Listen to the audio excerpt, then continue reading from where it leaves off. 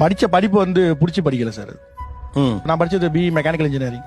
ஆனா நான் இன்ஜினியர் இல்லைன்றது எனக்கு எப்போ புரிய வந்ததுன்னு பாத்தீங்கன்னா, நான் இன்ஜினியரிங் முடிச்சு ஒரு 2-3 இயர்ஸ் கழிச்சு தான் ஓஹோ நம்ம இன்ஜினியர் இல்ல போல நம்ம தெரியாம தூக்கி போய் தள்ளிட்டு இருக்காங்க. நான் என்ன சொல்றேன், ஏதாவது படிச்சு முடிஞ்சு போச்சு, அதுக்கு உண்டான மாதிரி ஏதாவது ஒரு வேலையை தேட வேண்டியதானே. உட்காந்து டிரைவர் இது பண்றதுக்கு இதை நல்லா கத்துக்கிட்டே இதுல இன்ஜினியரிங்ல வர வேண்டியதானே. ஷிஃப்ட் பேசிஸ் ஒர்க் வந்து எனக்கு பிடிக்காது சார். அது ஒரு எந்திரத்தனமான வாழ்க்கை. என் வாழ்க்கையை நான் வாழ முடியாது சார்.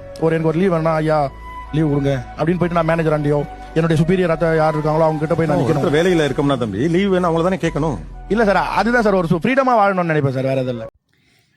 இந்த ஜென்ரேஷனில் வந்து நிறைய பேர் இப்படி தான் இருக்காங்க. ஏன்னா சமுதாயம் வந்து திணிக்குது, இதை நீ படிச்சிரு, இதை படிச்சிட்டேன்னா இந்த மாதிரி வேலை கிடைக்கும், உனக்கு இந்த மாதிரி சம்பாதிக்கலாம் அப்படின்னு சொல்லியே நம்மளால சில பேர் மைண்டை வந்து மாற்றிடுறாங்க.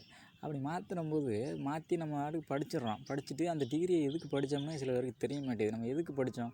இன்ஜினியர் படிச்சிருக்காப்புல, இன்ஜினியர் படித்து முடிச்சதுக்கப்புறம் தான் தெரியுது நம்ம இன்ஜினியர் இல்லை அப்படின்ட்டு.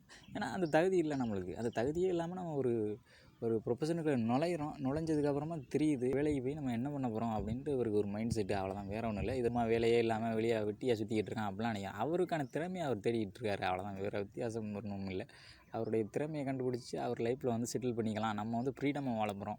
நம்ம அடுத்த வந்து ஒரு சிஸ்டத்தை வச்சுருக்கான், இதை படித்தா இதை படித்து இதை வாழ்க்கையில் செட்டில் பண்ணு, உனக்கு இவ்வளோ சம்பளம் கொடுப்பாங்க அப்படின்ட்டு இல்லாமல் நம்மளே ஒரு உழைப்பை தேடிக்கலாமே அப்படின்ட்டு நினைக்கிறாப்புல. ஒரு பிஸ்னஸையோ எதையோ வந்து நம்ம லைஃப்பில் வந்து செட்டில் பண்ணிக்கலாம் அப்படின்ட்டு அவர் கம்முன்னு இருக்காப்புல. அதுதான், வேறு ஒன்றும் இல்லை. இன்றைக்கி லைஃப்பில் நிறைய பேர் லைஃப் வந்து இப்படி தான் போயிட்டுருக்கு. ஏன்னா லைஃப்பில் வந்து செட்டில்மெண்ட் பண்ணிக்கிறாங்க. ஆனால் அது வந்து அவனுக்கு பிடிச்சி பண்ணுறானுங்களா பிடிக்காமல் பண்ணுறானுங்களாம் தெரியல. சொசைட்டியோட டார்ச்சர் அப்படி இருக்குது. இதை பண்ணால் இதை நீ லைஃப்பில் செட்டில் ஆகிடலாம் அப்படின்னு சொல்லியே வந்து நம்மளுக்கு அது தகுதி இருக்கா இல்லையான்னே தெரியல. அதுக்குள்ளே போய் நுழைஞ்சிட்றாங்க. நம்ம தகுதி திறமைக்கு என்ன, அதுக்கேற்ற மாதிரி ஒரு வேலையை தேடி நம்ம ஆட்டோமேட்டிக்காக அதில் நுழைஞ்சோம்னா நம்மளுக்கு ப்ரெஷரும் இருக்காது, எதுவுமே இருக்காது. நம்ம அதில் வந்துட்டு நம்மளுக்கு வந்து ஒரு எந்த ஒரு கம்ஃபர்டபுளான வாழ்க்கையாக இருக்கும்.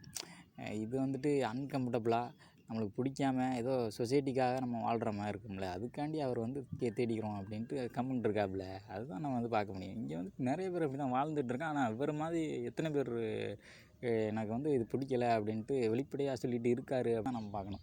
படித்ததுக்குள்ளே போயிட்டு அதுக்குள்ள என்ன அவருக்கு இன்ட்ரெஸ்ட் இல்லை அப்படின்றாருன்னா அதை விட்டு போயிட வேண்டியதானே. எதுக்கு அதுக்கு அது சொசைட்டியோட டார்ச்சர்னால அவர் வந்துட்டு அதை போய் எடுத்து படிச்சிருக்காரு. பட் அது எதுக்கு படித்தேன்னு எனக்கே தெரில அப்படின்ட்டார்.